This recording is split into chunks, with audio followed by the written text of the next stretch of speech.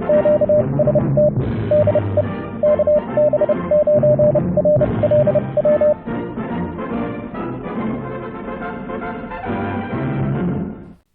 YouTubers and fellow hams.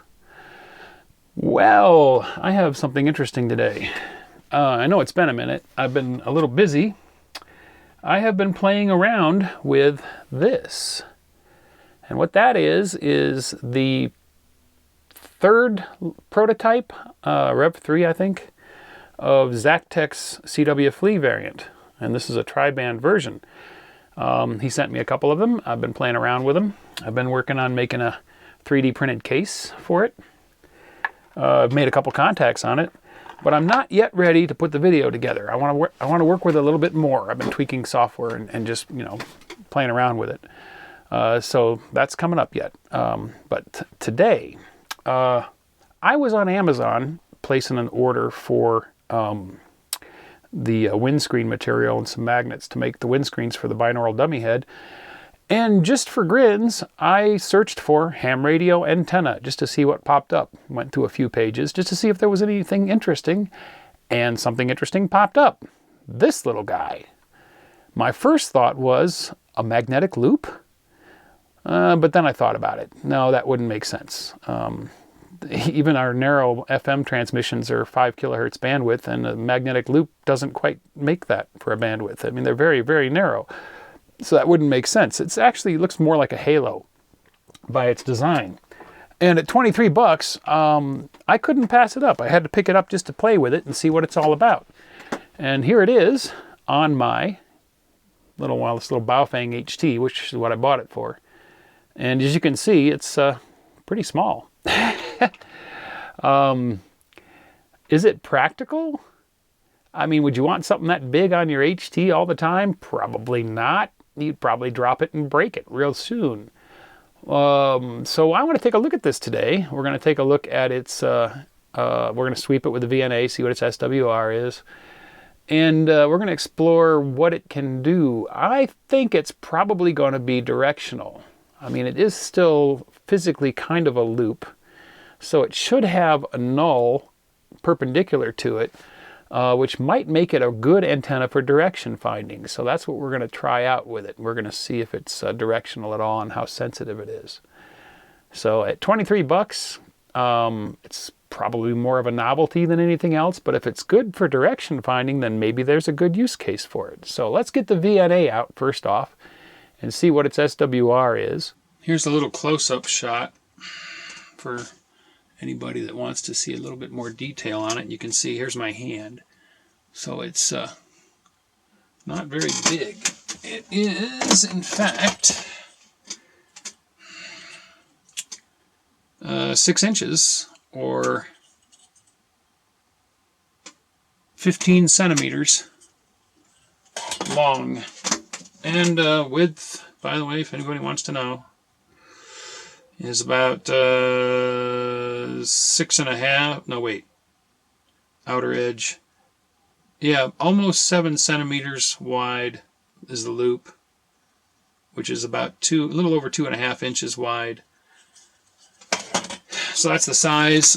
Build quality is pretty good. This is plastic, but I can't flex it. I mean, that's really solid. And the connector, this is it's knurled. That's metal. So that's already better than some antennas that I've seen. I've seen some antennas where this whole part is plastic, and if you're not careful and you go to thread it in, you can actually over tighten it and break the connector loose. And this one has the female SMA for hooking up to the Baofeng. Looking at the packaging, you can order it with SMA female, BNC, SMA male. So you can order it with different connector types for different radios.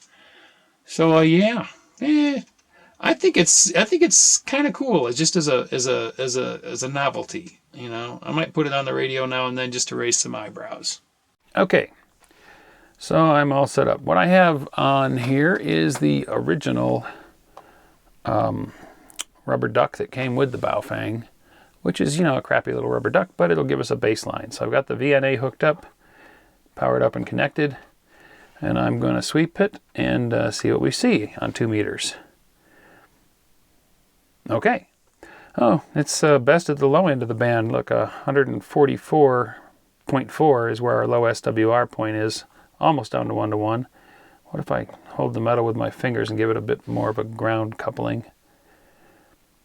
Yeah, it shifted it up slightly, but still right down there at the low end of the band. So we're definitely using a good method for sweeping this. Let me take a picture of this for you.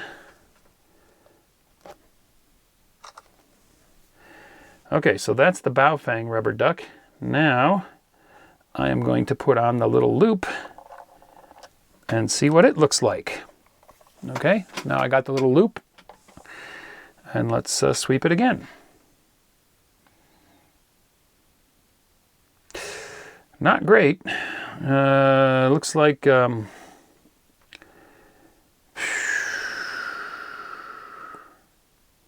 okay. At the low end of the 2 meter band, SWR of 1.5 to 1 at 144 megahertz. If we go up to the high end, 148 or so. Yeah, 148. 2.63, and in the 2 meter section where you would mostly be operating, it looks like we're sitting around 1.9 to 2. So that's not great, but usable, definitely usable. Sweep it again just for grins and giggles.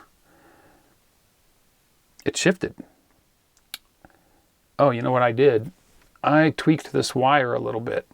So apparently,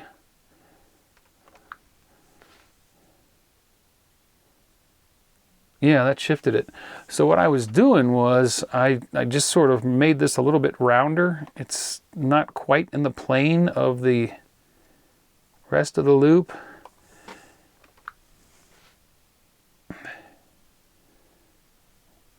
Yeah, okay. It's better. Our lowest point now is 1.14 to 1 at 144.83 megahertz. So you can fiddle around with the shape of this little tap, this little wire here, probably to get your SWR down. So it looks like it's usable. So yeah, I guess fiddling around with this little wire, I'm just slightly tweaking it. Yeah, you can see that made a change. That shifted it up in frequency. Now we're centering around 1.3 to 1 at 145.69. And what I did was I put this wire more central in the plane of the loop. It was kind of skewed, and I straightened it out, and that seemed to center it. So I guess this bend is very, very critical, because I mean, I was barely moving it. I just tweaking it just the tiniest bit. Yeah, and it shifted down a little bit there. Now it's down around 145.2. So I guess you can fiddle around with this little wire and fine tune it. But hey, it's usable. Okay, now I need to find out, is it directional? Okay, I've got sort of a simple test set up.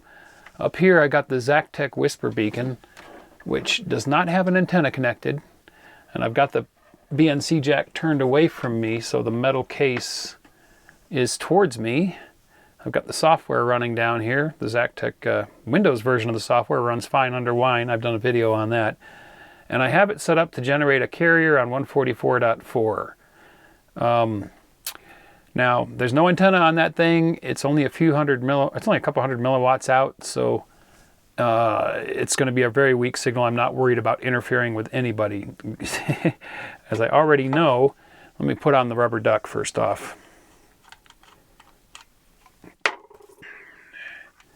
And I got the little bow fang set to 144.200, same frequency. And I'm going to see if this will break the squelch. In fact, let me drop the squelch. Initialization. Menu. Squelch. Wow, can you set it to 0? Confirm. Okay. I'll hit start on the beacon. There's our signal.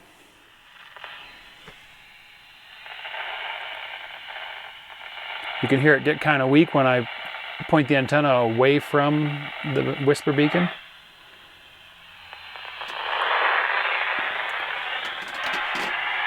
I can get about 5 feet away from it before I start to get into pure static. And of course, up close to the beacon, I've got a nice solid signal. Let's put the little loop on and see how it compares.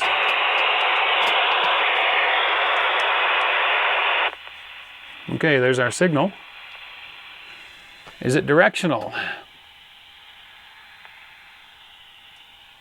Does not appear to be directional.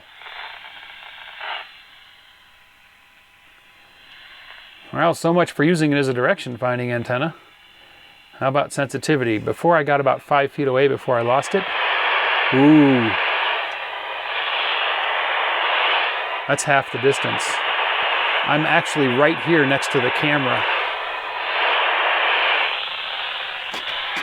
Well, oh no. Okay, 5 feet away.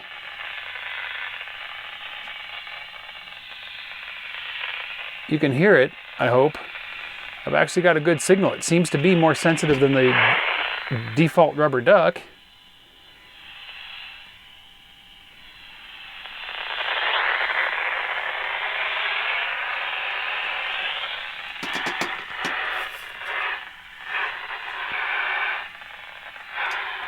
I'm sort of moving it back and forth 5 feet away. Looks like there's a null.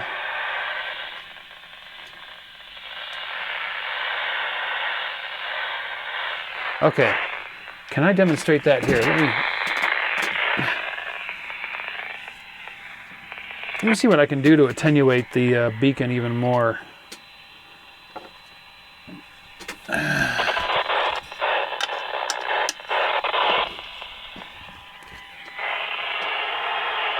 I put a BNC connector over the antenna jack just to attenuate it even more.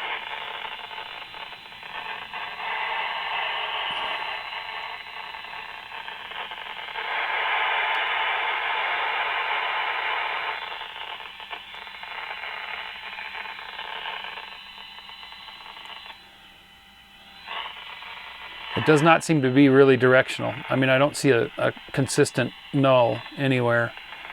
So much for using it for a direction finding antenna. That was what I was hoping that it would do. And it seems to be a little more sensitive. Yeah. Okay, I'm where the rubber duck lost the signal, and it's still about the same. So it definitely has some gain over the default rubber duck. So that's interesting. Put my squelch back up. Okay, there we go. Stop that noise. So, it's a little more sensitive than the original rubber duck that came with the Baofeng, which is not a great antenna. Unfortunately, I don't have a better antenna to try right now. My MFJ Super Duck has finally failed. I bought this 25 years ago, and I was testing it on the VNA, and its SWR is all skewed and bad, so it has finally failed, so I'm gonna have to toss it. But hey, 25 years, that's a pretty good life on it. What would this thing be useful for then? I guess it's just a novelty. It definitely has a little bit better performance than the default rubber duck. Probably not as good as any other antenna you might buy, like a signal stick or a better rubber duck. I was kind of hoping it was going to be directional, and it's. I think I said in the intro, it's kind of like a halo, like a 2-meter halo, and it also does 440. They claim their specs claim 144 megahertz and 430 megahertz with a gain of 1.8 dBi on 2 meters and 2.8 dBi on 440. So, in max power, 20 watts. Impedance 50 ohms. Well, yeah. We saw on the VNA sweep that it's actually, in tune for 2 meters. I could not check it on 440. I don't have an antenna analyzer that'll do 440 yet. But darn, I was really hoping this thing was going to be directional. I was thinking it would be a great direction finding antenna. But hey, for 23 bucks, it's a novelty. I don't know that I'd want to keep this on my HT all the time. Like I say, you drop that a couple times. I mean, yeah, you know, it's pretty solid. It might survive it. Oh, shall we do it? Shall we do it? Shall I drop it to the floor and see what happens? Yeah, I'm not too worried about dropping the little Baofeng. These disposable radios are pretty tough. I'm going to drop it to the floor. Listen, you'll hear it. Ouch. Let's have a look at it. Looks the same. It didn't bend it. It didn't ding. This is not, I'm pretty sure this is not a solid copper. This is probably a copper tube because it's light, but it still seems pretty stiff. I think the most fragile thing is the this little coupling wire here that obviously comes off the center of the connector. And I think it itself probably acts like an antenna on 440 and couples to the big loop, and it's also tapped to the big loop for 2 meters. So overall, construction's not that bad. It looks like it's built pretty well. Maybe it would survive. Still, I think it's more of a novelty than anything else. So it's not crap. At least that we know that it works. So yeah, I guess if you want to, it's like 23 bucks if you want to get one to have fun with, or just, you know, to raise a few eyebrows at the next club meeting. It might be okay to purchase. It definitely works. So, all right, well, simple test, sure, but we know what we know. So there you go. An interesting little antenna. Cheap. And if it's something that's useful to you, now you know a little bit more about it. So yeah, hope you found that useful, or interesting at least. And we will see you in the next video. Thanks for watching. If you enjoyed the video, don't forget to give it a thumbs up. Also, if you're not already a subscriber, click to subscribe. Join us on the Facebook channel for discussion about the videos. And if you'd like to help support this channel, please click to support me on my Patreon page.